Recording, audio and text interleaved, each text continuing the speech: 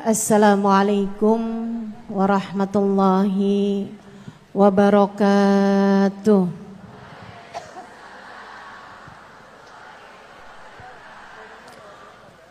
Alhamdulillah.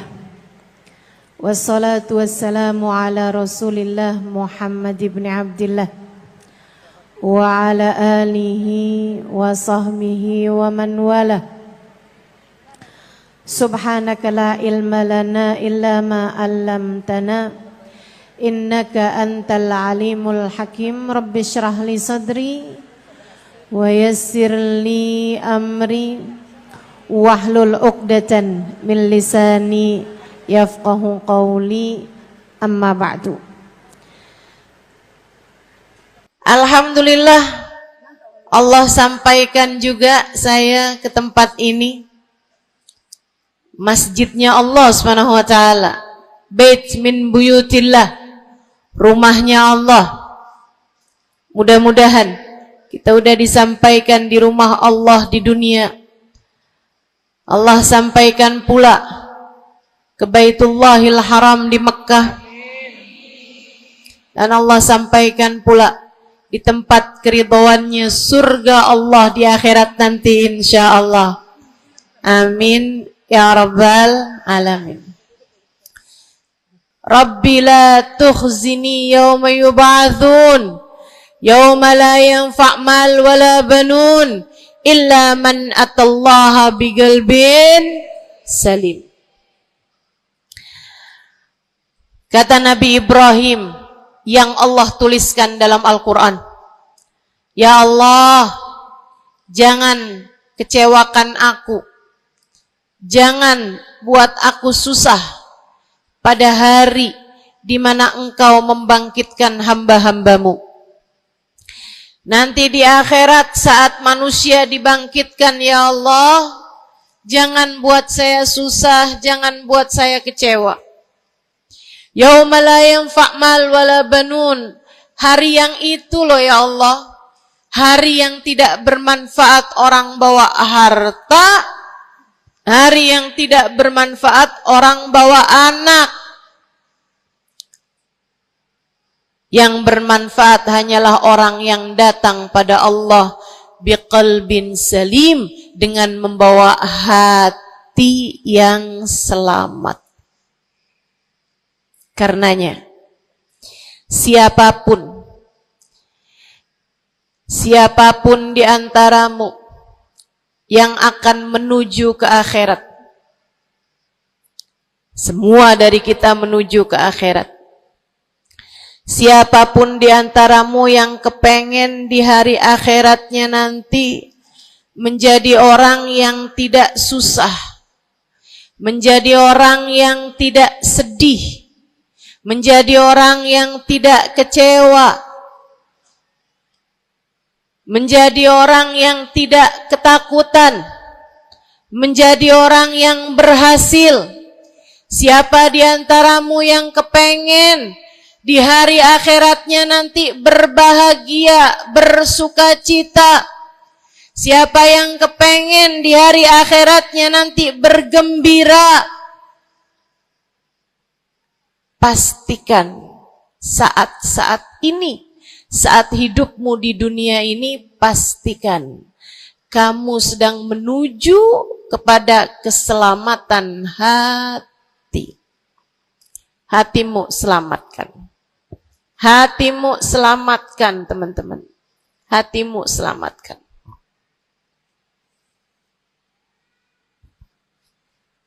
Semoga Allah karuniakan kepada kita selamatnya hati insyaallah. Amin.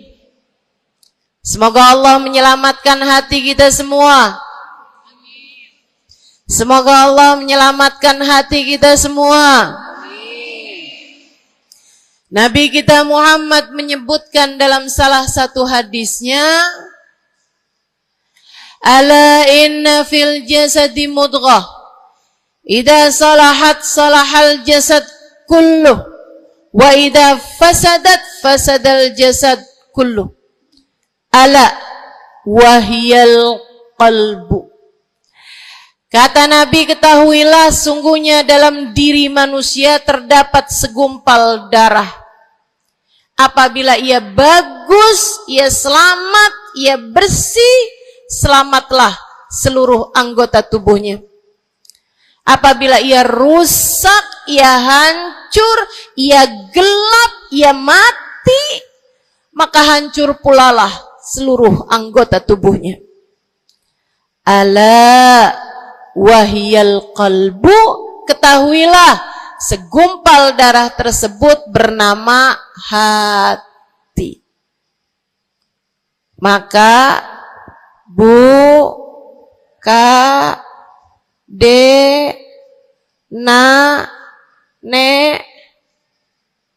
banyak nenek-nenek di sini. Saya sampaikan padamu pesan dari hati saya yang terdalam. Berhati-hatilah dengan hati. Yang hati-hati sama hati. Apa yang ada di dalamnya? Coba silahkan. Silahkan kamu pikirkan nih kondisi hati saya nih kayak apa. Kita kalau badan lebih gampang ngerasainnya. Saya kalau ditanya, Ustazah lagi sakit? Iya. Sakit apanya Ustazah? Kaki. Saya bisa jawab. Tapi kalau kamu ditanya misalnya, gimana kabar hati kamu?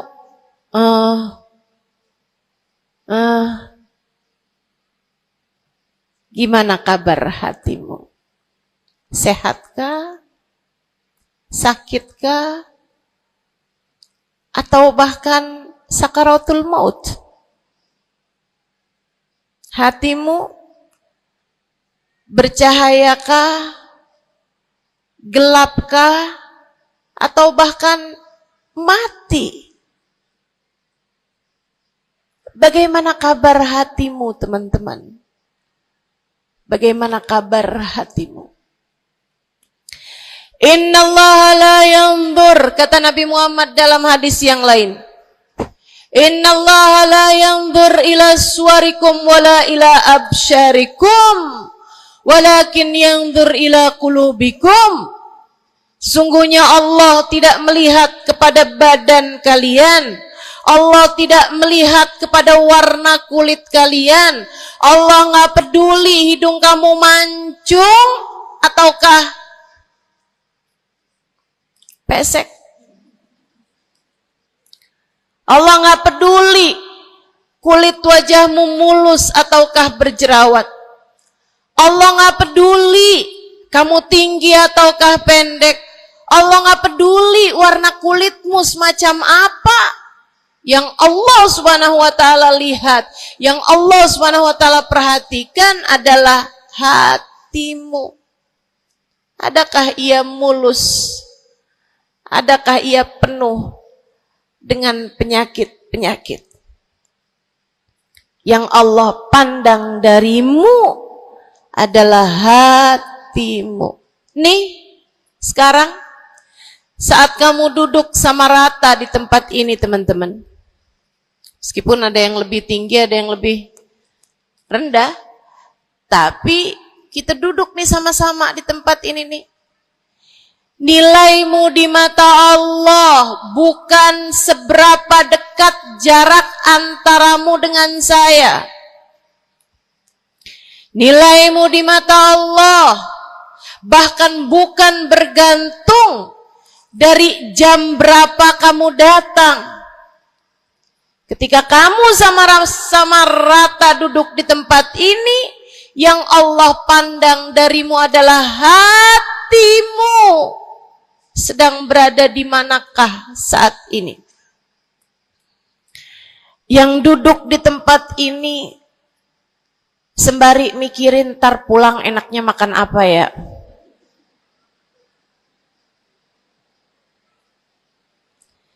Yang duduk di tempat ini sambil mikirin, kok saya lapar ya? Iya, belum sarapan. Gara-gara buru-buru takut nggak kedapatan tempat duduk. Gara-gara buru-buru, kepengen bisa lihat mukanya Ustazah Halimah yang viral.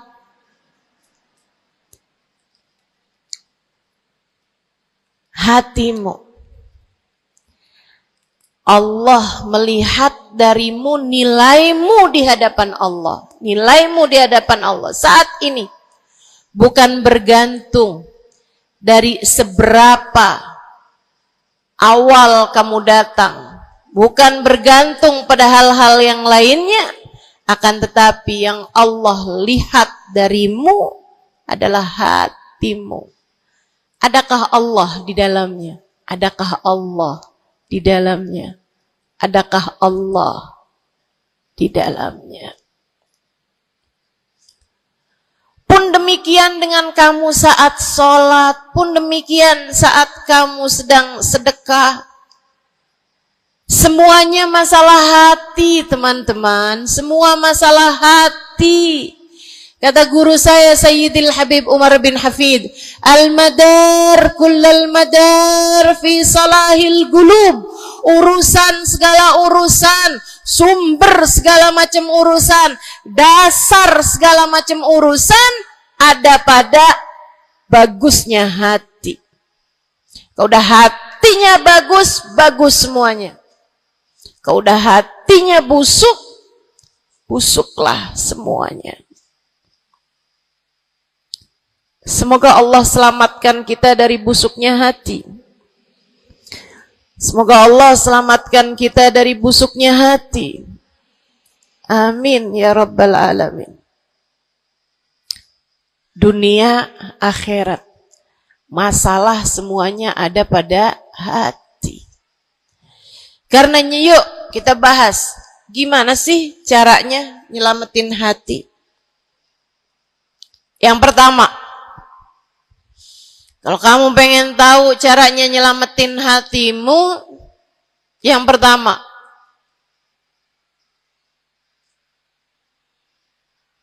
bersihkan sampah-sampahnya. Nih, kamu mau rumah itu biar bagus, biar terjaga, biar selamat.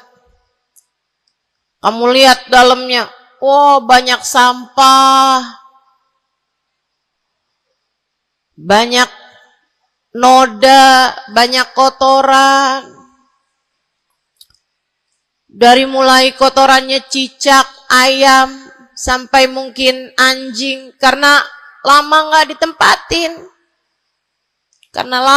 ditempatin. Ada banyak di antara kita yang kondisi hatinya semacam itu. Sampah begitu banyak dalam hatinya. Ada banyak di antara kita umat Islam yang kondisi hatinya semacam itu. Begitu banyak sampah di dalam hatinya tersebut. Semoga Allah selamatkan semuanya. Amin.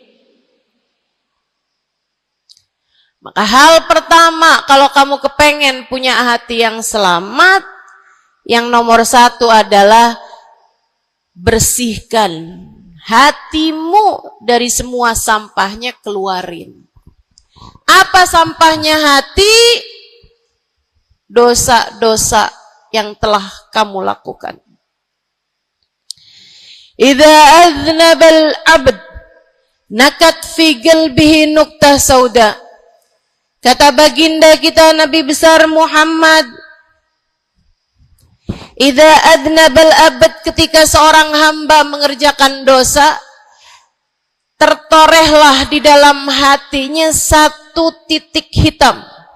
Sampahnya hati. Kamu tiap kali bikin dosa, dosa apa aja? Bukan hanya dosa besar, zina, bukan hanya dosa besar, minum minuman keras atau narkoba, bukan hanya dosa besar, judi atau riba, bukan hanya dosa-dosa besar. Kalau itu titik hitam yang sangat besar tertoreh di dalam hatimu itu. Bahkan dosa-dosa kecil, sekedar marah-marah sama suami, atau ngambil uang suami. Gimana? Pernah? Rezeki istri solehah ustazah. Lagi mau nyuci, kelihatan. Alhamdulillah. Emang haram ya ustazah? Ya haram, bukan punya kamu. Kan katanya ada hak istri dalam harta suami. Iya betul kalau dia kasih. Kalau dia kasih, kalau nggak kasih, nggak halal juga. Bahkan dosa-dosa kecil, seperti melihat tetangga, terus kamu bilang, ya ampun, cakep banget ya. Nyesel saya nggak kawin sama dia.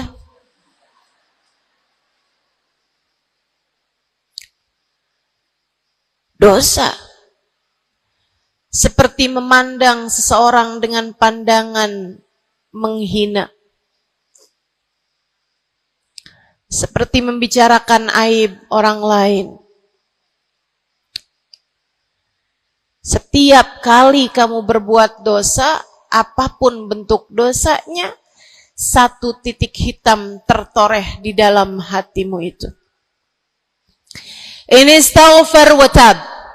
Musih. Kalau dia beristighfar, kalau dia bertaubat, dihapuslah titik hitam tersebut. Wa illa, kalau enggak, ya tetap aja ada.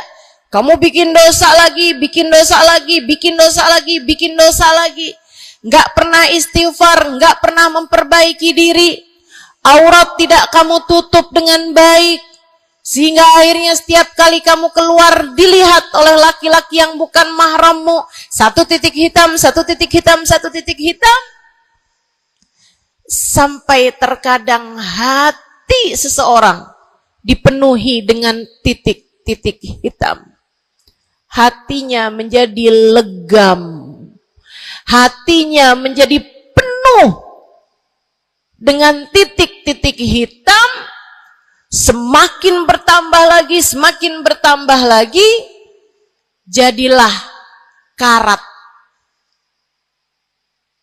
Jadilah karat. Kalau udah jadi karat, na'udzubillah. Ini yang Allah sebutkan di dalam Al-Quran. Kata Allah, kalla, a'udzubillahi minasyaitonirrajim, kalla, bal rana ala qulubihim bima kanu yaksibun, kalla innahum an rabbihim yawma idin lamahjubun. Kalla, kata Allah, balran, ada ran, ada karat di dalam hati mereka tersebab dosa, dosa, dosa yang menumpuk tanpa pernah dimohonkan ampunan.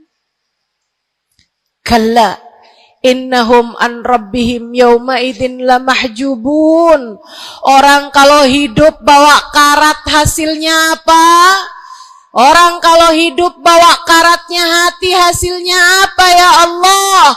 Kalla innahum an rabbihim yawma idzin lamahjubun. Orang yang hatinya punya karat, pada hari tersebut ia akan terhalang dari Allah Tuhannya.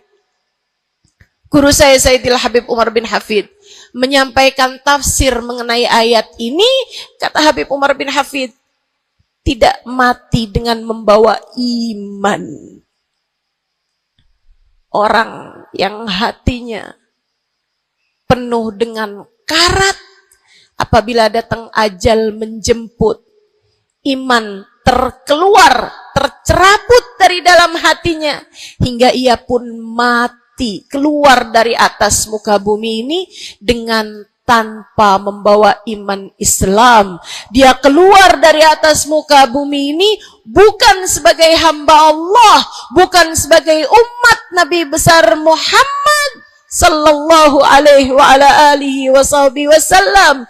Dia meninggal dunia dalam keadaan su'ul khatimah. Na'udzubillah min dzalik. Jangan biarkan karat memenuhi hatimu. Jangan biarkan hatimu dosa-dosa yang telah kamu lakukan menjadi berkarat dalam hatimu itu. Saya kesian sama kamu. Nggak apa-apa. Hidup terus-terusan ngontrak, nggak apa-apa. Hidup nggak pernah punya kendaraan sendiri, nggak apa-apa. Nggak pernah punya HP yang canggih, nggak apa-apa. Saya hidup di atas muka bumi ini, nggak pernah ada yang datang melamar saya. Jadinya sampai di usia di atas 30-an tahun, saya masih menjomblo, Ustazah. Nggak apa-apa. Ustazah, saya udah menikah 10 tahun, belum ada anak juga, Ustazah. Enggak apa-apa. Ustazah, suami saya kawin lagi, Ustazah. Enggak apa-apa.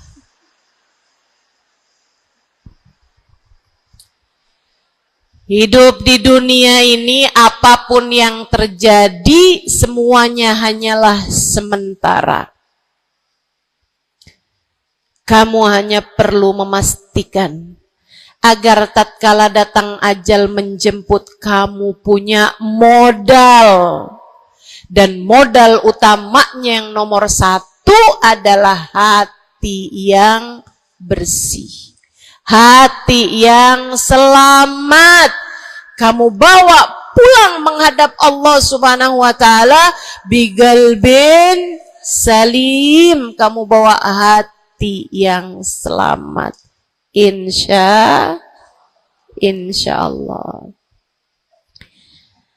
Mati nggak bawa suami nggak apa-apa, mati nggak bawa anak nggak apa-apa, nggak bakalan jadi pertanyaan malaikat raqib atid. Tapi mati harus dengan membawa hati yang selamat. Mudah-mudahan Allah karuniakan. Mudah-mudahan Allah karuniakan. Saudaraku sekalian yang saya muliakan, maka bersihkan sampah-sampah dalam hatimu itu. Caranya gimana nih, Ustazah? Dosa-dosa saya emang udah banyak banget. Saya di masa muda, di masa remaja, bahkan sampai udah tua juga nih, bergelimangan dengan dosa demi dosa. Banyak dosa saya, Ustazah. Saya zaman muda berada dalam masa jahiliyah. Segala dosa saya kerjakan. Apa yang harus saya lakukan? Bersihkan karat-karat dalam hatimu itu dengan taubat. Minta ampun sama Allah, minta ampun sama Allah. Kamu perlu nangis sama Allah. Kamu perlu sungguh-sungguh minta ampunan sama Allah. Dosa segede gunung, kalau Allah mau melemparkannya ke dalam lautan ampunan, inna kaba'irad dunubi ful ghufrani kalamami.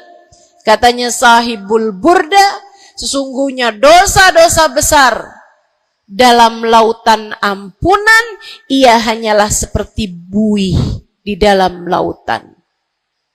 Gak ada artinya apa-apa kalau Allah mau ampuni. Dosa sebesar apapun, kalau Allah mau ampuni gak ada artinya. Tapi dosa sekecil apapun, kalau Allah mau perhitungkan, kamu gak akan selamat. Saya sampaikan padamu atas nama cinta. Dosa sekecil apapun yang kamu lakukan, jika ia tidak berjumpa dengan ampunan Allah, kamu bisa tidak selamat. Iblis nyembah Allah 70.000 tahun lamanya. Sujud di atas bumi, dia sujud, bumi dihancurkan, Allah naikin dia ke langit. Di atas langit dia sujud, ganti-ganti posisi sujudnya. Karenanya Imam Ghazali dalam kitabnya Minhajul Abidin mengatakan, ma min buk'ah minal ard was sama, tidak ada satu jengkal tanah baik di bumi ataupun di langit illa waqad sajad iblis fihi sajdah. Iblis udah pernah sujud di sana, di semua tempat di bumi maupun di langit. Paling banyak ibadahnya ternyata bukan seorang wali. Paling banyak ibadahnya ternyata bukan seorang nabi. Kalau hitung-hitungan panjang-panjangan ibadah, ibadahnya iblis lebih panjang daripada siapapun dari makhluknya Allah Subhanahu wa taala yang pernah tinggal di bumi ini. Akan tetapi dia nggak nurut. Iblis ibadah 70.000 tahun. Nggak nurut sekali doang, sekali aja. Wa idh qulna lil malaikati isjudu li Adam fasajadu illa iblis. Ketika kami memerintahkan seluruh makhluk yang ada di langit, seluruh malaikat kami perintahkan, wahai malaikat-malaikatku, sujudlah kalian kepada Adam. Fasajadu, mereka semuanya sujud, illa iblis, kecuali iblis doang, tantang petenteng gak mau sujud. Allah tanya, ma manaka antas judali Adam id amartuk? Iblis, apa yang bikin kamu gak mau sujud kepada Adam, padahal aku yang telah memerintahkanmu? Bukankah kamu selama ini sujud di bumi, di langit untuk menyembahku? Sekarang aku perintahkan padamu untuk sujud. Kenapa kamu gak mau sujud padanya? Iblis gak bilang, ya Allah, kan perintahnya tadi malaikat, saya kan bukan malaikat ya Allah. Gak gitu. Gak gitu. Saudariku sekalian yang saya muliakan, bahkan iblis nggak bilang, males ya Allah saya sujud, lagi bisulan, misal. Enggak gitu juga. Makanya orang yang meninggalkan taat karena malas, karena bodoh misalnya, itu lebih dimaklumi teman-teman daripada yang kayak iblis ini nih. Ketika ditanya apa yang membuatmu gak mau sujud, wahai iblis, kepada Adam, iblis dengan pongahnya, dengan sombongnya mengatakan, ana khairun minhu, saya lebih baik daripada Adam. Khalaqtani min nar wa khalaqtahu min tin. Saya berasal dari api, sementara Adam berasal dari tanah. Tanah diinjak-injak ya Allah, sementara api begitu hebatnya. Fahbit minha fa innaka rajim. Kata Allah, kita yang taat sama dosa sama-sama baik.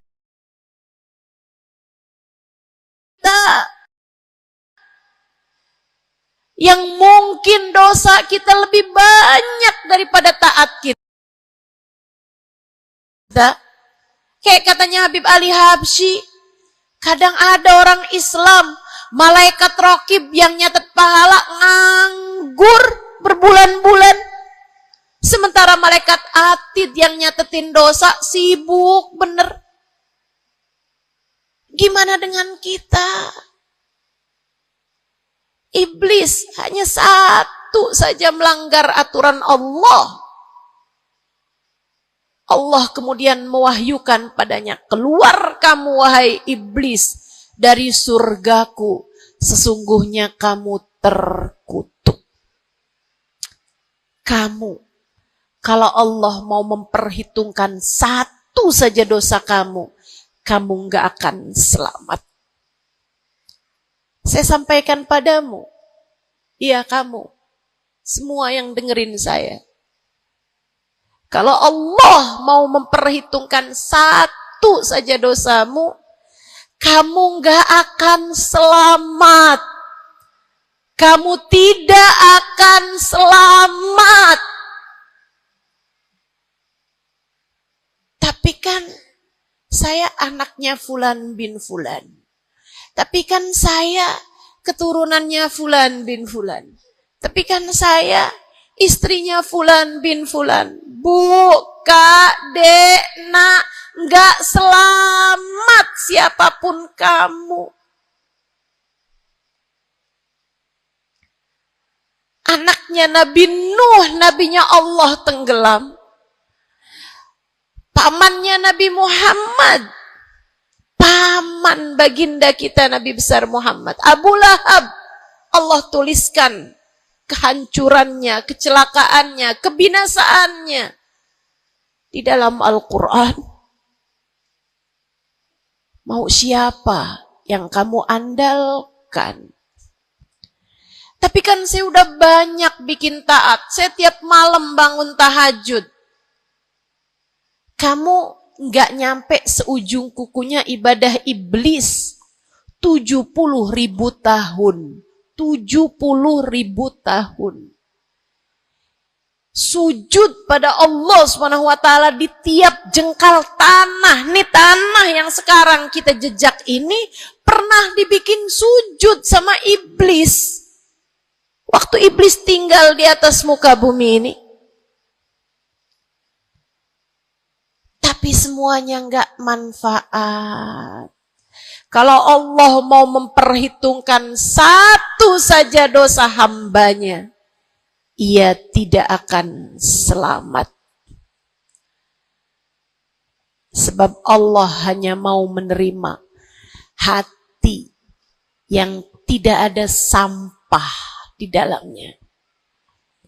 Sebab hanya berkenan menerima hati yang tidak ada noda-noda di dalamnya. Sampah hatimu bersihkan. Dosa-dosamu taubati. Mintalah ampun kepada Allah. Mintalah ampun kepada Allah. Bangunlah di waktu malam, mandilah dengan mandi taubat.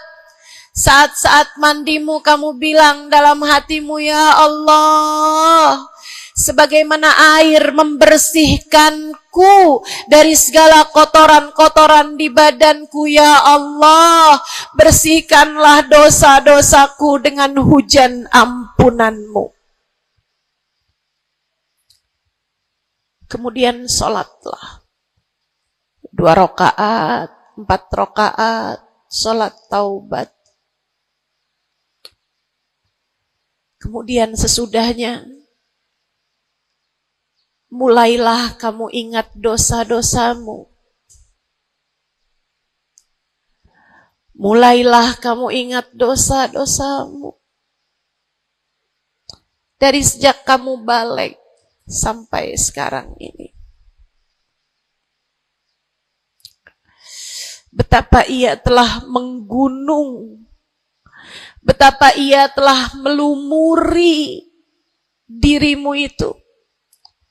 Betapa ia telah menjadikan dirimu kotor.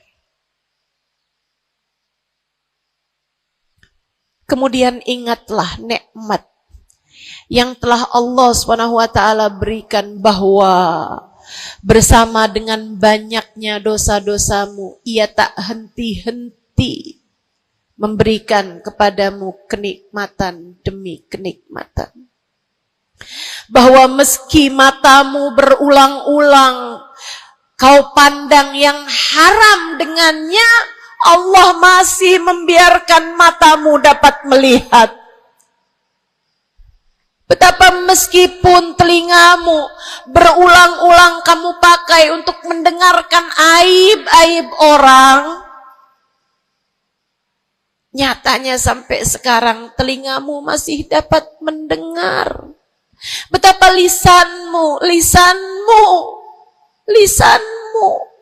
berapa banyak hati tersakiti dari lisanmu itu.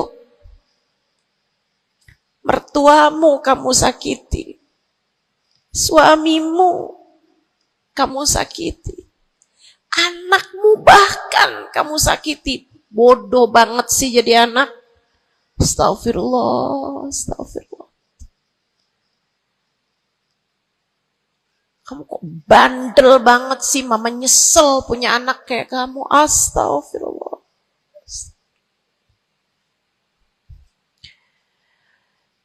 Betapa lisanmu menyakiti hati tetanggamu, saudara-saudarimu, sahabat-sahabatmu,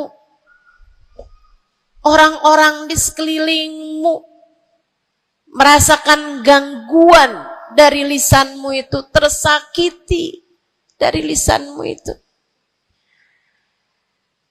Tapi meskipun entah sudah berapa banyak dosa tercatat dari lisanmu, Allah masih tetap membiarkan lisanmu dapat berbicara sampai saat ini. Nikmat tak henti-henti Allah berikan kepadamu, bukan? Betapa durhakanya diri kita. Namun betapa penuh rahmatnya Allah kepada kita. Betapa berlumurannya kita dengan dosa-dosa. Namun betapa Allah bersama dengan segala dosa-dosa yang kita lakukan, tak henti-hentinya membanjiri kita dengan kenikmatan. Wa in ta'uddu ni'matallahi la tuhsuha. Kalau kamu mau hitung nikmatnya Allah, kamu tak akan pernah mampu menghitungnya. Sesudah kamu ingat-ingat dosamu, kamu ingat nikmat Allah kepadamu, kamu ucapkan seperti ucapan baginda Nabi Muhammad. Allahumma anta rabbi la ilaha illa anta khalaqtani wa ana abduka wa ana ala ahdika wa wa'dika mastata'tu a'udzu bika min syarri ma sana'tu abu'u laka bi ni'matika 'alayya wa abu'u bi dhanbi faghfirli fa innahu la yaghfiru dzunuba illa anta. Ya Allah, Engkau adalah Tuhanku. Tak ada Tuhan kecuali Engkau. Aku adalah hamba-Mu yang Kau perintahkan buat taat, yang Kau perintahkan untuk menepati janji semampuku. Ya Allah, aku berlindung dari buruknya perbuatan yang telah aku lakukan. Begitu buruk, begitu jelek dosa yang telah aku perbuat padamu, ya Allah. Abu'u laka bi ni'matika 'alayya. Ya Allah, Engkau Engkau selalu datang padaku dengan berbagai macam kenikmatan-kenikmatan.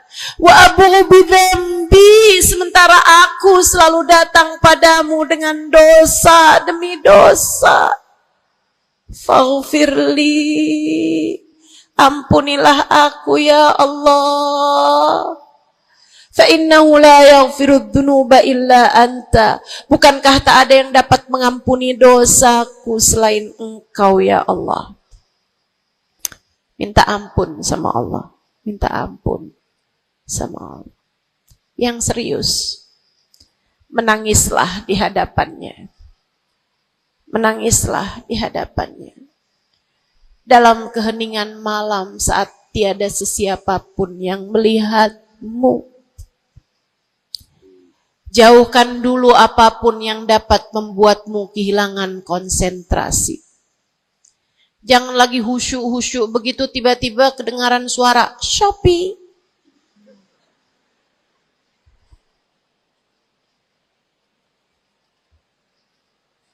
Kamu langsung jadi hilang konsentrasi.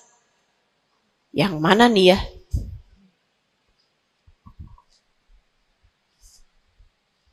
Bismillah. Kalau kamu pengen punya hati yang selamat, nomor 1 adalah taubat. Taubatan nasuha. Taubat yang sungguh-sungguh. Nyesel telah berbuat dosa. Meninggalkan dosa-dosa tersebut. Berjanji untuk tidak mengulanginya lagi. Jika dosanya terkait sama manusia, ada syarat keempat yang harus dilakukan, yaitu meminta maaf kepada orang yang telah engkau sakiti hatinya tersebut. Yang kamu habis bikin dosa sama dia, minta maaf. Mudah-mudahan Allah SWT ampuni dosa-dosa kita. Amin. Semoga Allah ampuni dosa-dosa kita. Amin. Ketika ada seorang ulama ditanya, ya Syekh, wahai Syekh, kalau saya nih punya banyak hajat nih, punya banyak permintaan, tapi waktunya sempit buat doa, doa apa yang seharusnya saya panjatkan?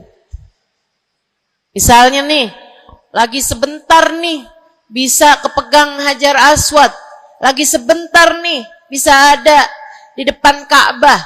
Lagi sebentar nih, bisa ada di dekat makam Nabi Muhammad SAW. Sesudah kita ucap salam kepada baginda Nabi. Ini apa nih yang harus saya minta kepada Allah? Hajat saya banyak, sementara waktu saya sempit buat doanya. Apa yang harus saya mintakan? Apa sebaik-baik hajat yang perlu kita mintakan di saat tidak banyak waktu untuk memintanya kepada Allah? Syekh tersebut menjawab, is'alil maghfirah, mintalah ampunan dari Allah. Sebab bagaimana mungkin kamu meminta hajat-hajat yang lain sementara kamu masih belum berada dalam pandangan rahmatnya Allah. Kamu masih terusir dari pintunya. Kamu udah minta-minta. Nih kayak istri lagi minggat sama suaminya. Kemudian dia WhatsApp, tolong dong transferin saya. Lah balik dulu.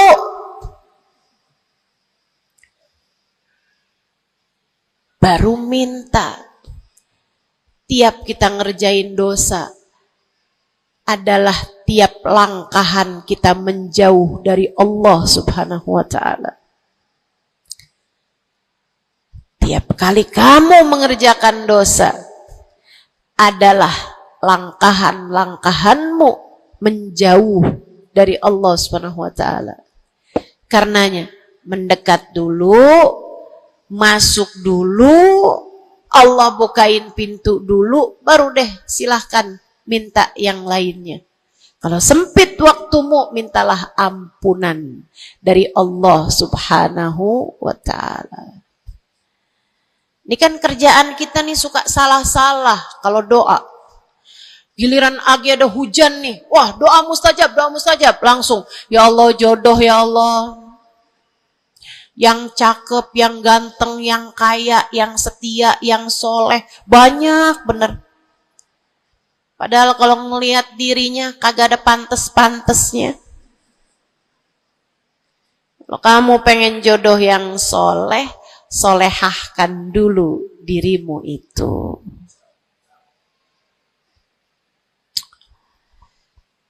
Begitu datang hujan, ya Allah, duit yang banyak ya Allah, duit yang banyak ya Allah. Mintalah dulu ampunan. Sebab kamu mati nggak bawa jodoh nggak apa-apa, kamu mati nggak bawa duit nggak apa-apa. Tapi kita mati harus bawa ampunan Allah Subhanahu wa ta'ala. Sebab dosa akan mengotori ruang hati kita. Maka syarat utama hati yang bersih adalah keluarkan sampah darinya dengan cara taubat. Mohonlah ampun pada Allah. Secara serius. Cukup sekali Ustazah? Enggak cukup. Lo dosanya banyak. Tiap habis sholat minta ampun. Tiap ada kesempatan buat doa minta ampun. Tiap lagi datang hujan minta ampun. Tiap lagi ziarah ke makam Nabi, ke makam wali, minta ampun sama Allah. Tiap lagi datang orang soleh, katanya doa sambil memandang wajah orang soleh mustajab. Apa yang mesti kita minta? Minta ampunan dari Allah Subhanahu wa ta'ala. Minta ampunan dari Allah Subhanahu wa ta'ala. Itu satu syarat mutlak utama. Pengen hatimu selamat, keluarkan sampah-sampahnya. Habis keluarin sampah-sampahnya, nah sekarang udah bersih. Ternyata ada penyakit-penyakitnya. Ada bagian itu yang atapnya bocor. Ada airnya yang tersumbat. Penyakitnya rumah. Bukan begitu?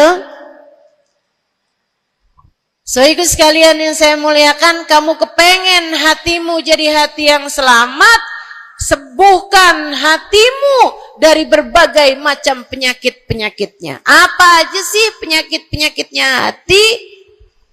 Banyak. Imam Ghazali menyebutkannya dalam kitab Ihya Ulumuddin. Sampai jadi satu kitab yang tebal membahas mengenai hal-hal yang buruk yang ada dalam hati manusia. Pembahasan panjang, nggak akan keburu waktunya buat bahas panjang itu. Tapi saya bilang, Bu, kayak rumah. Saya pernah beli rumah. Suami saya beli rumah. Kemudian saya liatin rumahnya bagus, bersih, cakep, udah nih. Kemudian satu hari saya ajak teman saya yang ngerti urusan rumah, ahli desain interior rumah. Saya bawa masuk dalam rumah saya, dia liatin, ini bocor nih Ustazah, yang ini nih harus cepet-cepetan ditambal. Terus dia lihat ada bagian atap tuh bocor tuh Ustazah, tambal dulu Ustazah. Dibenerin dulu tuh Ustazah sebelum ditempatin. Bu, saya kirain rumah saya udah bagus. Ternyata kalau dilihat sama ahlinya baru ketahuan. Kita juga begitu semua. Kita kirain hati kita baik-baik aja.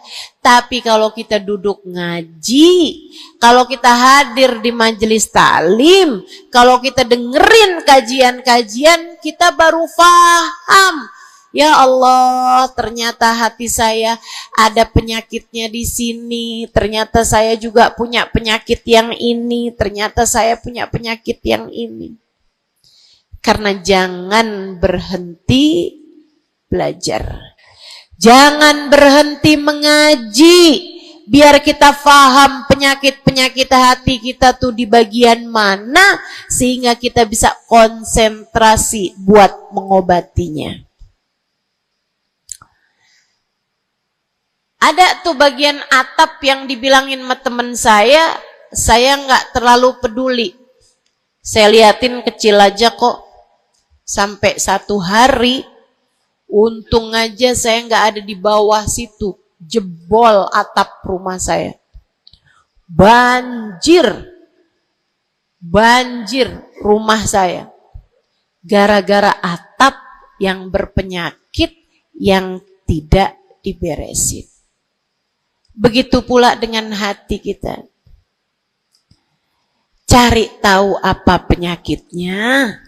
Cari tahu apa obatnya. Dengan kamu duduk mengaji. Ini bukan urusan sejam, 2 jam dipelajari. Kemudian semuanya benar. Ini adalah PR seumur hidup kita. Buat sehatin hati kita. Buat bagusin hati kita. Buat bersihin hati kita. Penyakit hati paling berbahaya namanya kesombongan. Dan Bu, Kak, Dek, Nak, siapa di antara kita yang selamat darinya? Apa itu sombong, wahai Rasulullah? Kata seorang sahabat. Sebab saya senang pakai baju bagus. Saya Rasulullah senang makan enak, senang pakai baju bagus. Saya sombong kalau gitu, wahai Rasul. Enggak, bukan itu yang namanya sombong. Kamu punya baju bagus, pakai. Jangan punya baju bagus. Saya kalau pakai ini kelihatannya sombong. Ya udah dah, saya pakai yang rombeng-rombeng aja. Punya baju bagus tapi daster udah robek, itu aja yang dipakai. Tanya sama suaminya, kok kamu pakai baju yang ini sih, ini kan robek nih. Enak, adem. Adem yang lihat, adem yang make, gerah yang lihat. Bukan itu yang namanya kesombongan. Saya punya uang, saya bisa beli mobil yang bagus, tapi saya nggak mau beli, saya takut sombong. Bukan itu yang namanya kesombongan. Saya punya uang, bisa bangun rumah buat tamu-tamu. Ulama-ulama kalau datang bisa tinggal di rumah saya. Tapi saya nggak mau, kayak gitu ntar saya sombong. Bukan itu yang namanya kesombongan. Sombong, kata Nabi Muhammad, batarul haq wa ghamtun nas. Sombong adalah menolak kebenaran dan menghina orang lain, merasa diri lebih baik daripada orang lain. Itu yang namanya sombong. Merasa diri lebih baik dari orang lain. Merasa diri lebih baik dari orang lain. Sering banget ini kan kita kan. Betul? Dulu-dulu belum pakai jilbab.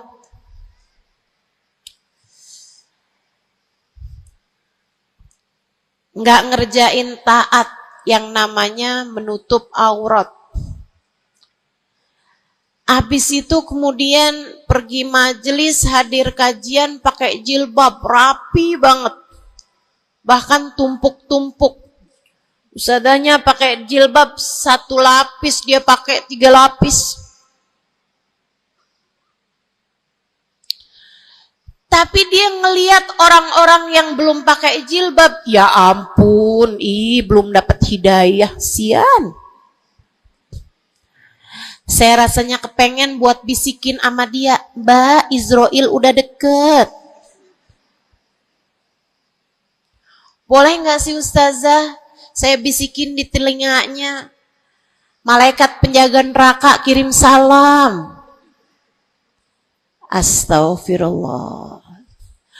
Dulu kamu berbuat dosa dengan membuka auratmu, kini kamu berbuat dosa dengan dosa kesombongan.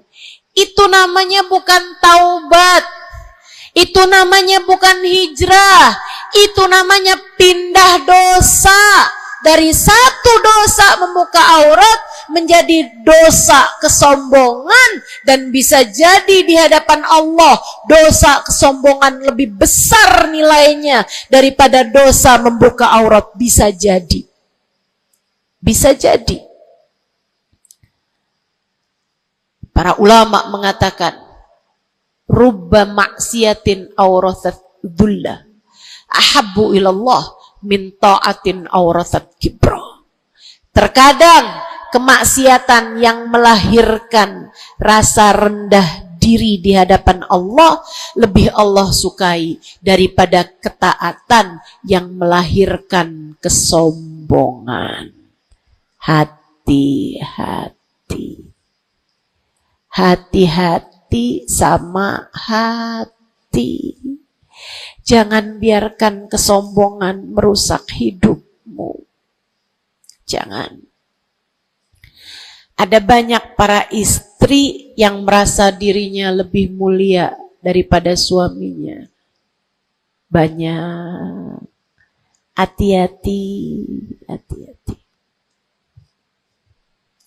Saya belajar dari umi saya. Meninggal dunia 2 tahun yang lalu. Belum sampai hampir 2 tahun. Saudariku sekalian yang saya muliakan, saya sering bilang sama umi saya, Mi, maafin saya Mi ya. Umi saya bilang, Nak, maafin Umi ya. Umi punya salah sama kamu nggak kurang daripada salah kamu sama Umi. Umi punya dosa sama kamu pasti lebih banyak daripada dosa kamu sama Umi.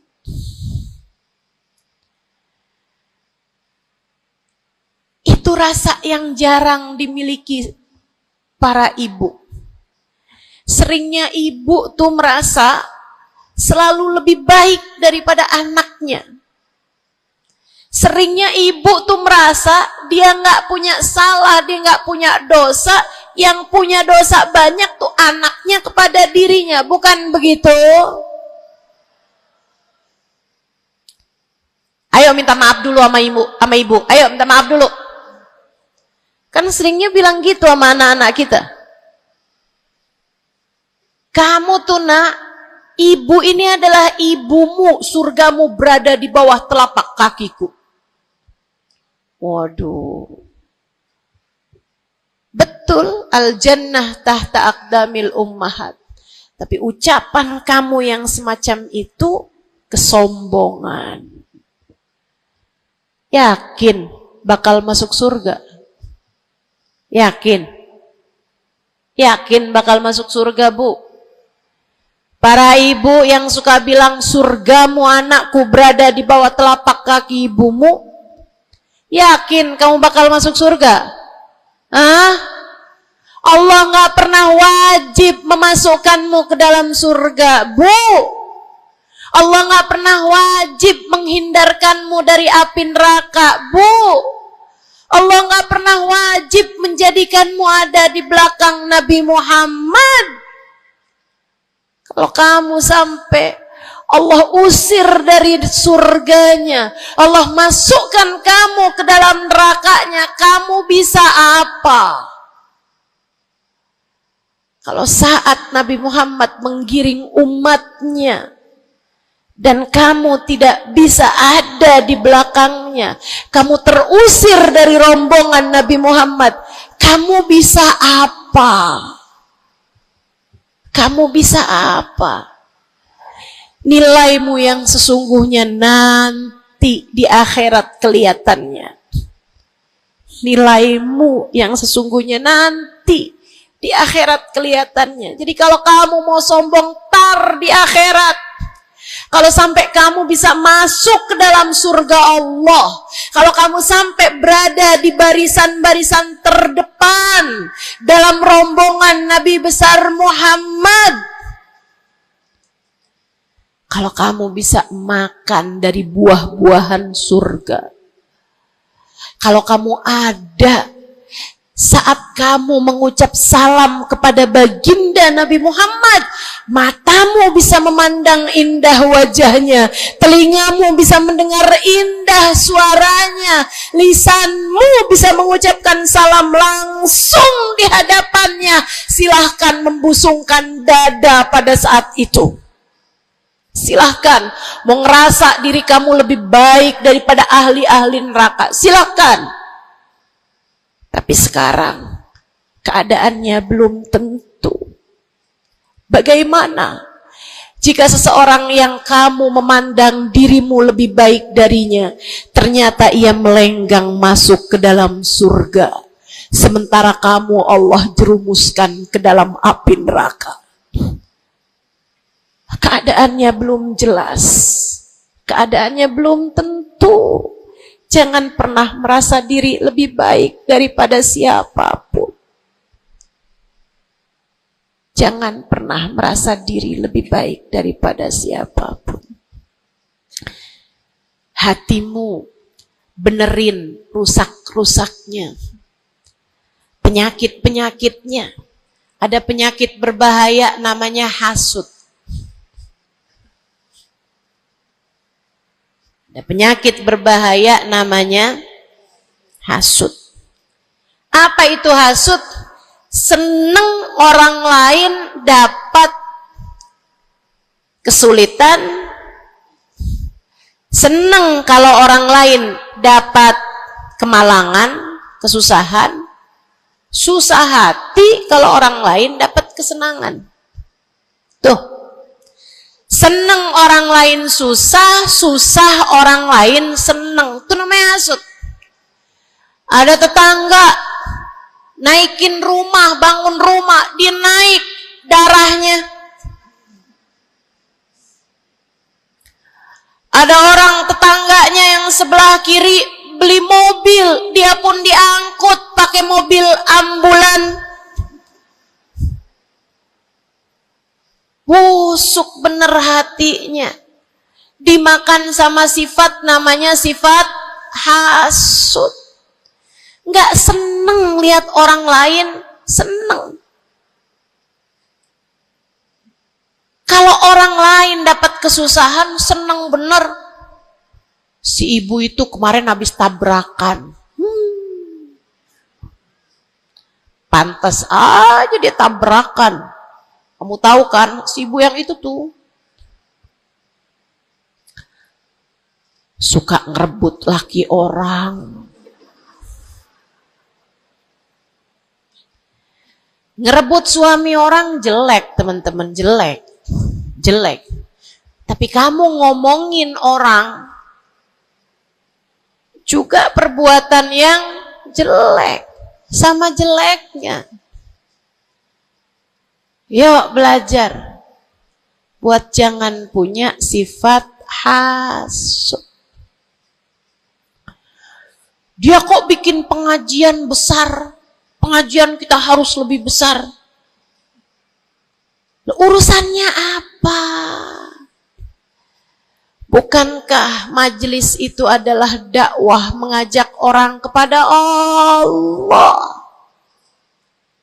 Hatimu jagain, hatimu jagain, hatimu jagain. Ada yang bisa begitu, alhamdulillah. Ada ustazah yang lebih pandai darimu, alhamdulillah. Minta doa, ambil ilmunya. Bukan malah dihasutin. Hati-hati, hati-hati. Jangan sampai hasudmu membawamu kepada terusir dari rahmatnya Allah. Kayak Bal'am bin Ba'ur. Ada zamannya Nabi Musa, teman-teman sekalian. Namanya Bal'am bin Ba'ur. Ilmunya tinggi. Sampai kabarnya jamaahnya juga banyak. Semua orang dengerin kajiannya. Ini saya serem nih. So ikut sekalian nih, ngeri banget nih. Ini buat orang kayak saya nih, ngeri banget nih pembahasan ini nih. Ada orang berilmu, pinter banget, namanya Bal'am bin Ba'ur, zamannya Nabi Allah Musa. Jamaahnya banyak, kalau dia hadir kajian, semua orang di kampungnya hadir semuanya. Imam Ghazali cerita, dia sampai-sampai dari ilmunya tingginya, Allah kasih sama dia ilmu yang tinggi. Kalau dia ada dapat pertanyaan yang dia nggak tahu jawabannya, dia doa bisa lihat jawabannya langsung dari Lauhil Mahfuz. Kurang pinter apa? Kurang berilmu apa? Kurang hebat apa? Kurang dekat apa sama Allah? Kamu jadi ustazah, berapa banyak ilmumu? Kamu jadi seorang pendakwah, berapa banyak ilmumu? Kamu yang dianggap sebagai ulama, berapa banyak ilmumu? Merunduklah. Saudariku sekalian yang saya muliakan, si Bal'am bin Ba'ur, kabarnya sampai para malaikat turun ikut serta mencatat pelajaran-pelajaran yang dia berikan. Yang ngaji sampai bukan cuman orang, bukan cuman jin ikut ngaji, sampai malaikat-malaikat Allah ikut ngaji. Kurang apa hebatnya? Tapi Allah hancurkan Bal'am karena sifat hasud. Nabi Allah Musa datang ke kampungnya Bal'am bin Ba'ur. Jamaahnya Bal'am bin Ba'ur semua datang kepada Nabi Musa. Nabinya Allah, tentu saja semua datang. Semuanya datang kepada Nabi Musa. Semua minta doa kepada Nabi Musa. Semua berharap berkah dari Nabi Musa sebagai seorang nabinya Allah Subhanahu wa ta'ala, Jalla Jalaluhu wa ta'ala azamatuh. Yang biasa hadir di majelisnya Bal'am kepengen istiqomah, kepengen rutinannya nggak terganggu, jadi dia tetap bikin rutinan walaupun ada Nabi Allah Musa alaihissalam. Jamaahnya dikit yang hadir. Mulai nih orang-orang yang berpenyakit datanglah kepada Bal'am bin Ba'ur. Rupanya Bal'am bin seorang nabinya Allah. Dia nggak lihat Nabi Musa sebagai seorang yang diberi kelebihan lebih banyak daripada dirinya karena diwahyukan wahyu kepadanya. Bal'am bin Ba'ur termakan sifat hasud. Ia pun berdoa meminta kepada Allah, ya Allah hancurkanlah Musa. Ya Allah, hancurkanlah Musa. Hancurkanlah Musa ya Allah. Saudaraku sekalian yang saya muliakan, Allah angkat semua kelebihannya Bal'am bin Ba'ur. Bahkan kabarnya dialah orang ateis pertama di atas muka bumi ini yang mengatakan alam semesta enggak ada Tuhannya. Ngeri. Allah cabut bahkan iman dari dalam hatinya Bal'am bin Ba'ur.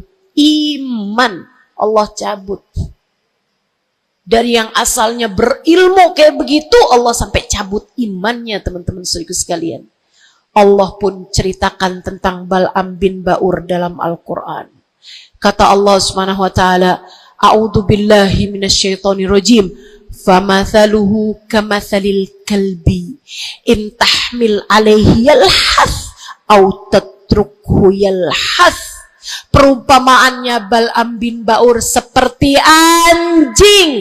Kalau kamu angkat, dia menjulur-julurkan lidahnya. Kalau kamu tinggalkan, dia pun juga tetap menjulur-julurkan lidahnya.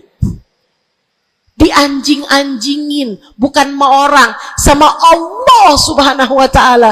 Lihat betapa Allah subhanahu wa ta'ala kalau murka sama seseorang nggak tanggung-tanggung. Siapapun kamu, kalau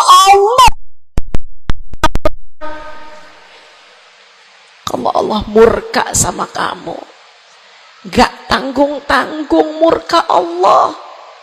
Bahkan kepada seseorang yang dibukakan lauhil mahfud kepadanya, Allah jadikan dia seperti anjing, kata Allah dalam Al-Quran.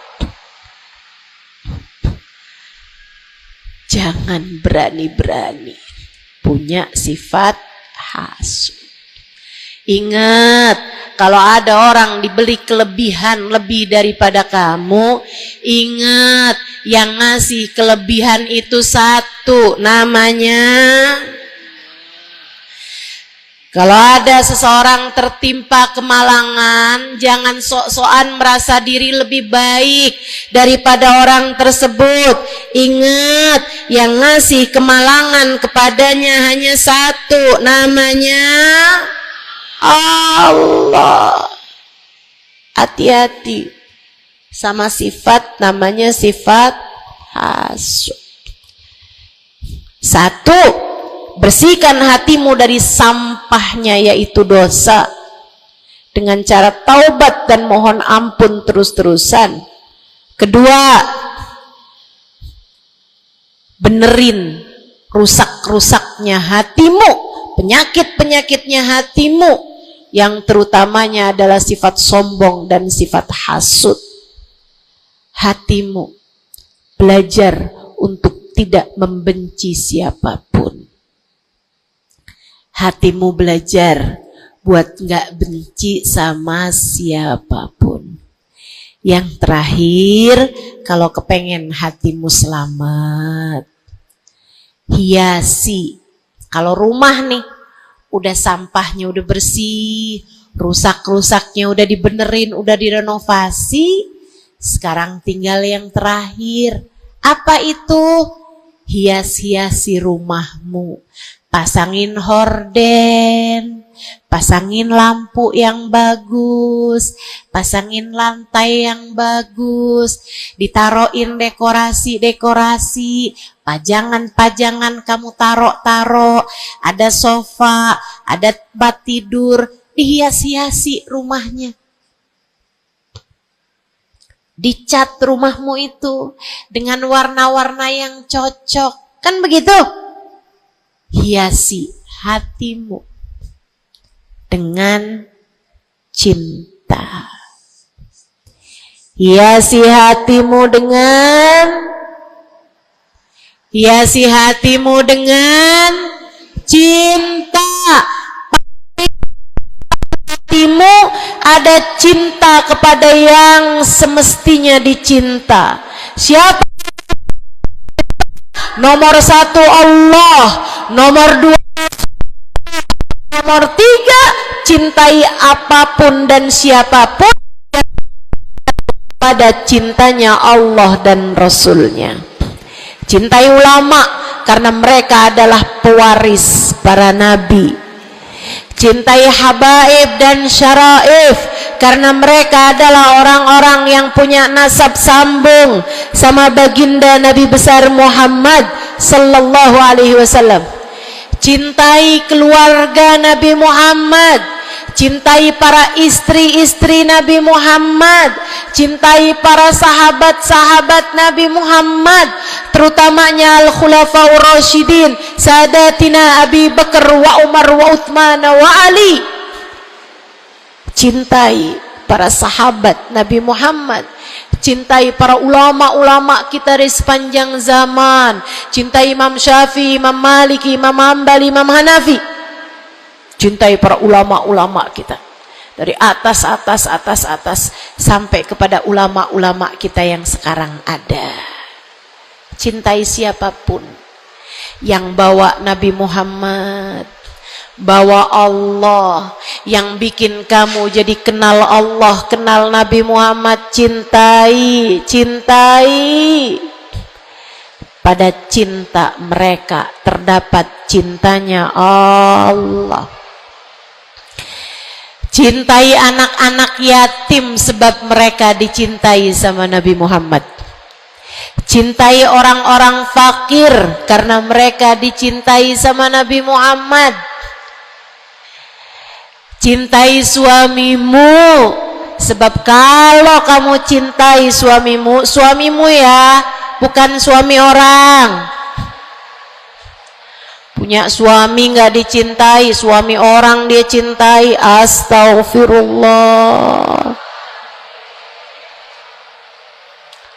Cintai suamimu, Bu, sebab dalam cintamu kepadanya mendekatkanmu kepada cintanya Nabi Muhammad, mendekatkanmu kepada cintanya Allah.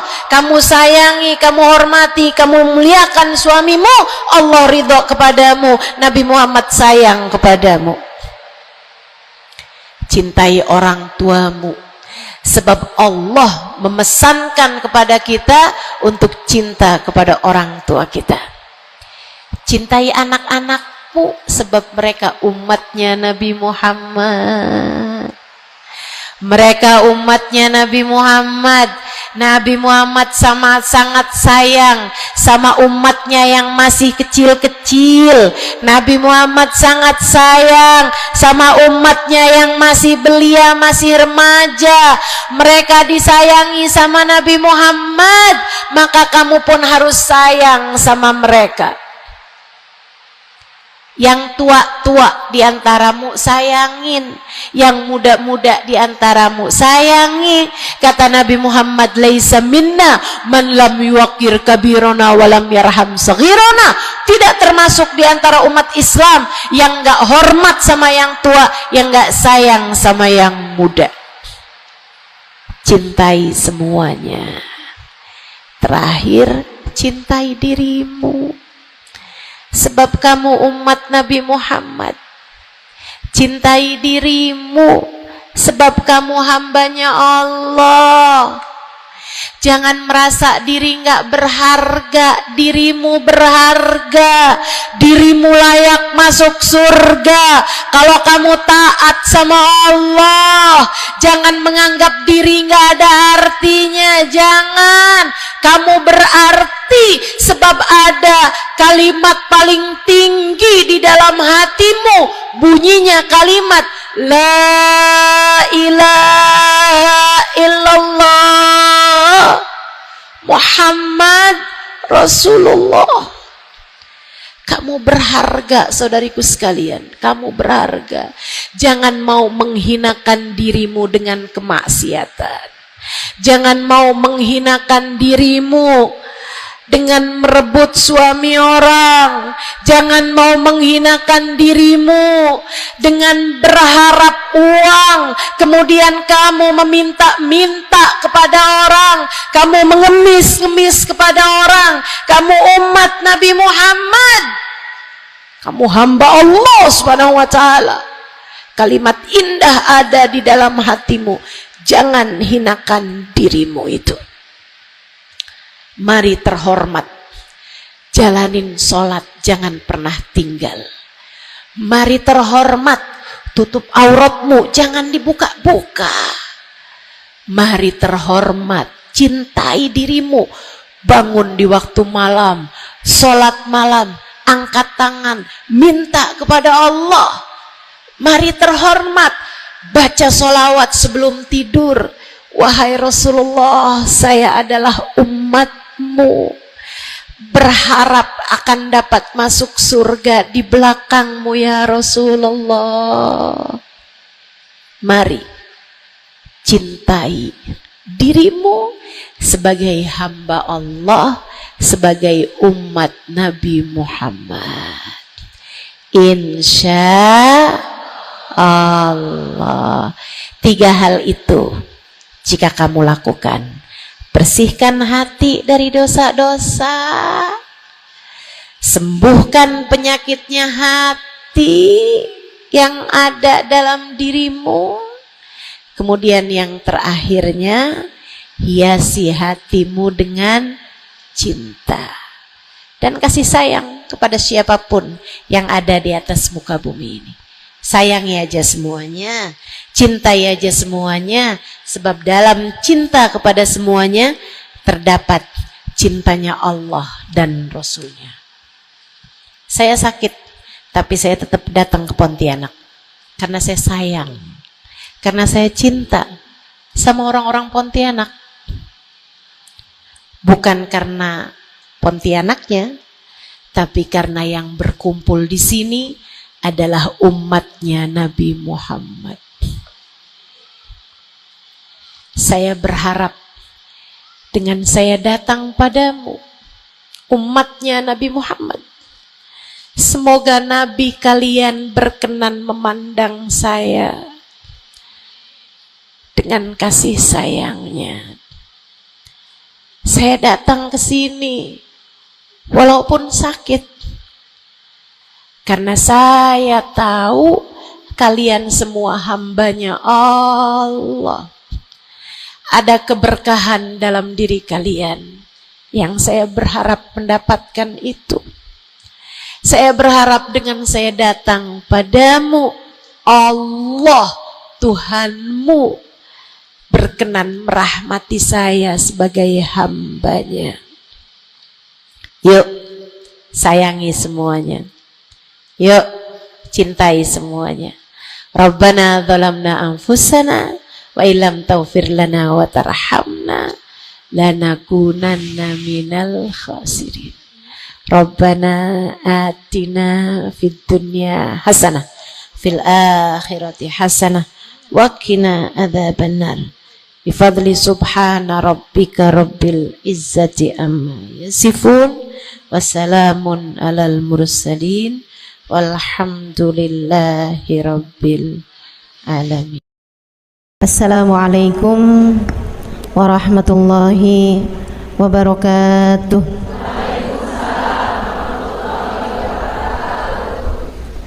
Alhamdulillah, wassalatu wassalamu ala Rasulillah Muhammad ibn Abdillah wa ala alihi wa sahbihi wa man wala.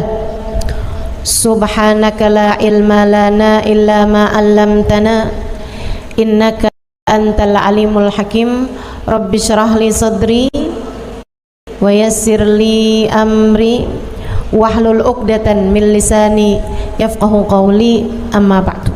Baik, sebelum kita mulai, kita akan baca niat belajar bersama-sama. Mudah-mudahan ilmunya nanti sekali lagi jadi ilmu yang manfaat buat kita sekalian.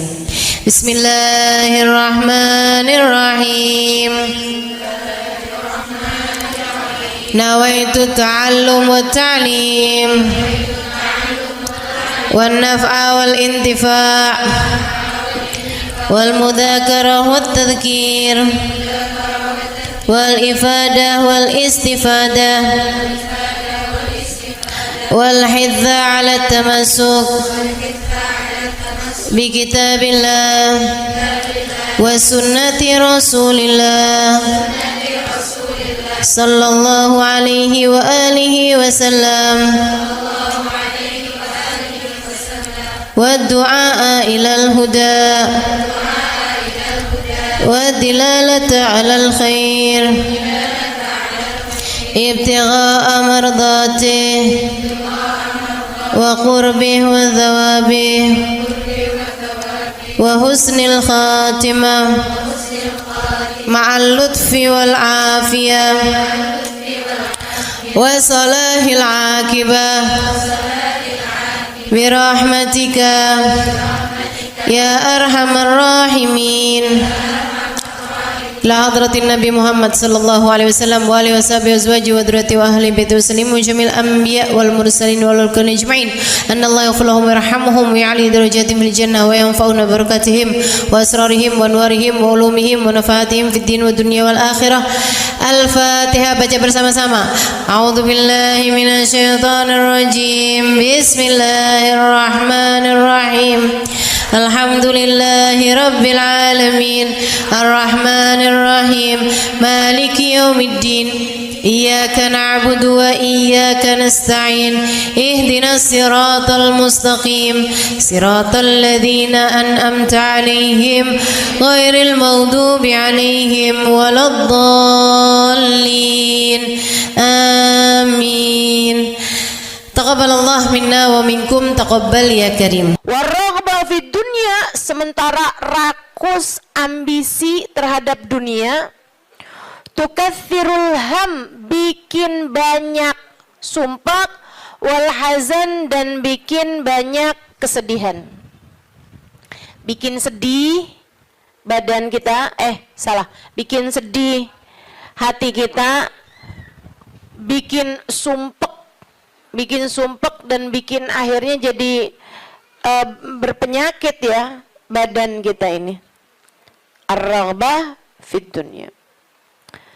Wal batalah, sementara batalah, kalau di situ diartiin apa batalah? Nganggur ya, benar.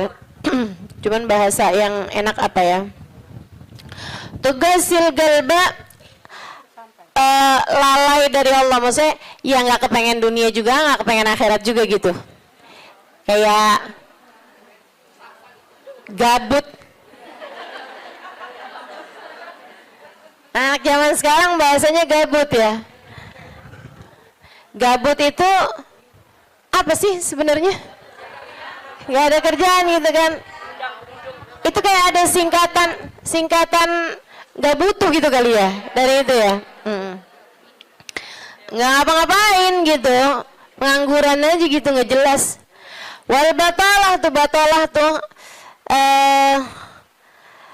terlena, nganggur gitu kan, tidur mulu gitu, luntang lantung. Ada orang luntang lantung gitu kan, dibilang luntang lantung, dibilang lantung luntang. Tugasil galba, bikin keras hati, bikin keras hati. Nganggur tuh penyakit bahaya, memang bahaya. Wa qala alaihi salatu wassalam, dan bersabda pula baginda Nabi besar Muhammad, naja awwalu hadhil umma bizzuhdi wal yaqin. Awal umat ini terselamatkan dengan zuhud, wal yakin, dan dengan keyakinan yang kuat. Wasayahlik akhiruha bil hirsi wa tulil amal, dan akan hancur akhirnya umat ini, akan hancur disebabkan hirs, ambisi terhadap dunia, wa tulil amal, dan panjang angan-angan. Wa ma warada minal ayati wal akhbar wal athar fi dammid dunya wa dammil muhibbina laha warraghibina fiha wa dammil hirsi 'alaiha kharijun anil hasr.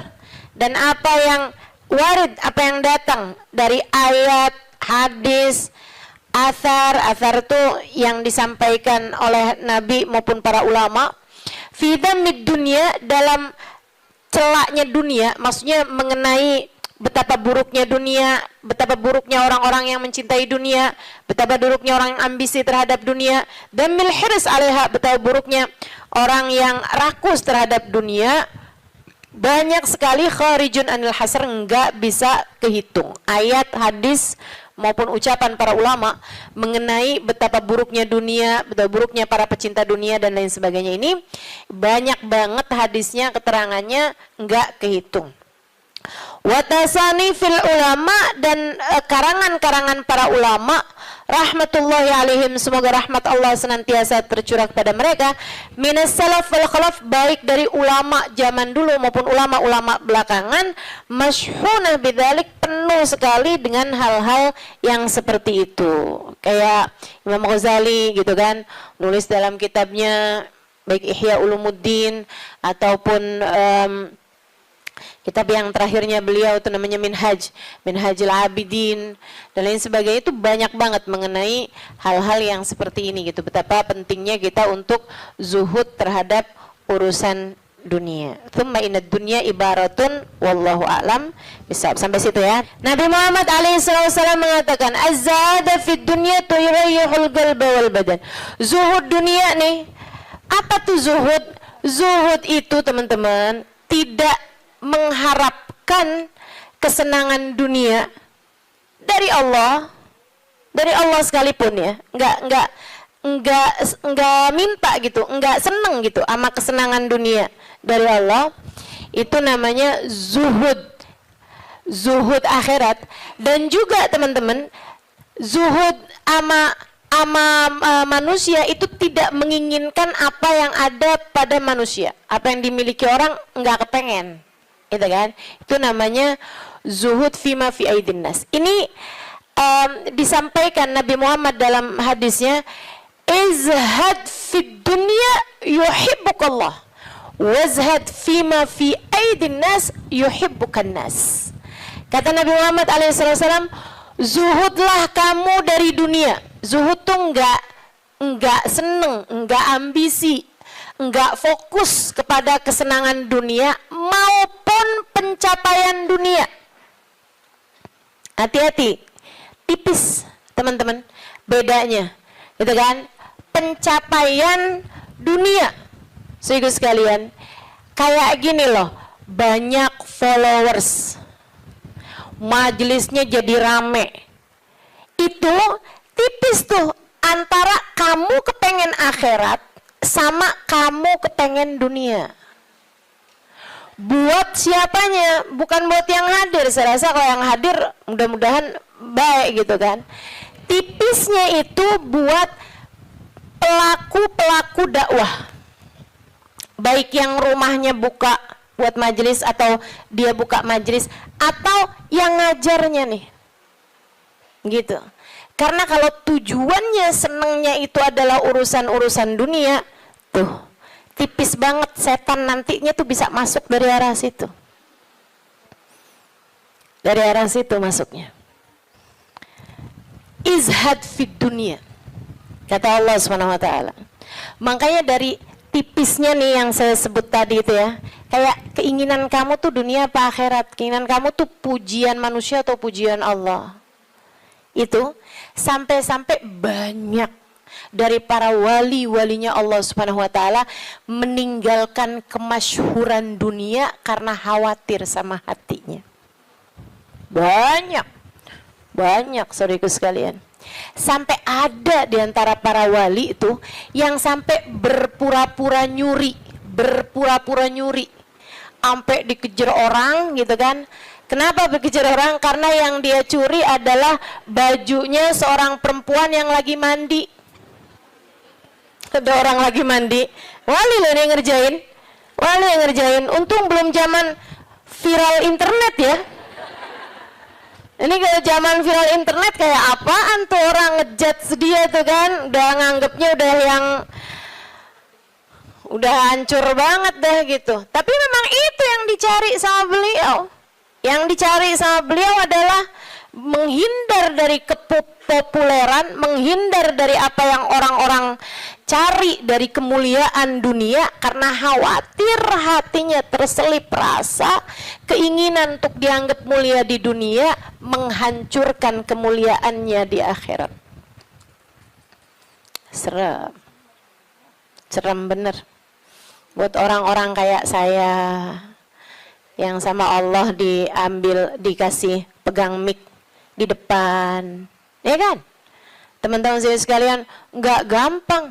Makanya kalau ada yang bisa kamu lakukan untuk saya, doain biar bisa ikhlas, doain biar bisa benar gitu, jaga hati, doain biar disayang Allah gitu. Kesian nih, begitu udah masuk nih setan, teman-teman saya sekalian, setan tuh ya datang ke pedagang beda, datang ke orang awam beda, datang ke ulama beda lagi. Waduh, yang datang ke ulama nih setannya juga ulama. Setannya juga kelas profesional, gitu kan? Jadi nggak ecek-ecek gitu loh. Setannya juga setan-setan berkelas, teman-teman saya sekalian. Nah itu kan yang belum tentu selamat gitu, belum tentu selamat. Masya Allah, Masya Allah. Ada tuh zamannya Imam, siapa ya? Ada Imam Ghazali cerita dalam Ihya-nya. Kita suka ketawa-ketawa tuh dengerin cerita Imam, maksudnya kalau baca ceritanya Imam Ghazali yang begitu-begituan. Kata Imam Ghazali dalam Ihya-nya tuh, ada orang atau di Minhaj ya, wallahu a'lam, pokoknya salah satu kitabnya Imam Ghazali lah. Imam Ghazali cerita, ada orang, dia itu ulama, teman-teman. Cuman ulamanya itu masih suka yang ya gitulah, masih ada kesenangan-kesenangan dunianya. Senang sama popularitas, senang sama dimuliain orang, senang sama ini sama itu sama ini sama itu. Ada satu ulama khomul. Ulama yang lain nih, ulama yang nggak seneng namanya terkenal, nggak seneng, dia nggak seneng sama urusan begituan, urusannya antara dia sama Allah, tapi ilmunya luar biasa. Ulama yang kedua nih, yang kedua. Ini ulama yang pertama nih, saya nggak inget namanya gitu ya. Dua-duanya nih saya nggak inget namanya. Nah, ulama yang pertama nih, dia lagi khutbah Jumat, teman-teman saya sekalian. Dia ngomong sesuatu yang dinisbatkan kepada ulama yang kedua yang nggak senang keterkenalan apa ini, teman-teman. Dia ngomong bahwa saya pernah dengar kayak, kan ada orang-orang itu ya Allah, mudah-mudahan Allah bersihkan hati kita semuanya nih ya. Ada orang-orang yang kalau cerita sama orang lain, bahkan di mix sekalipun, senang menunjukkan kedekatannya sama ulama yang lain atau sama orang-orang yang berilmu, guru-guru apa segala macam gitu kan ya. Yang tujuannya adalah biar orang tahu nih, gua deket sama si ini, gua deket sama si itu. Paham maksud saya? Mudah-mudahan Allah selamatkan hati saya. Mudah-mudahan Allah selamatkan hati kita semua. Sehingga sekalian, dia bilang tentang ulama B nih.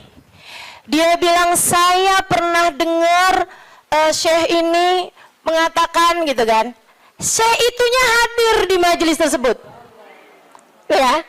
Dan yang diomongin sama Syekh A ini tentang Syekh B, itu nggak pernah diomongin sama Syekh B-nya. Paham? Jadi ulama A ini bohong tentang ulama B. Bohongnya di khutbah Jumat cuman untuk menunjukkan betapa dekatnya dia sama ulama B tersebut itu. Dia ngomong kayak begitu, sehingga sekalian, tahu apa yang dikerjain sama ulama B? Ulama B ini, kenapa nih anak? Beliau berdiri nyabut bulu ketiak di tengah orang banyak. Beliau berdiri nih, beliau berdiri kemudian nyabut bulu ketiak. Heh, Syekh, kurang ajar kamu. Ini waktunya khutbah. Saya nggak pasti itu khutbah Jumat atau khutbah yang lain nih ya.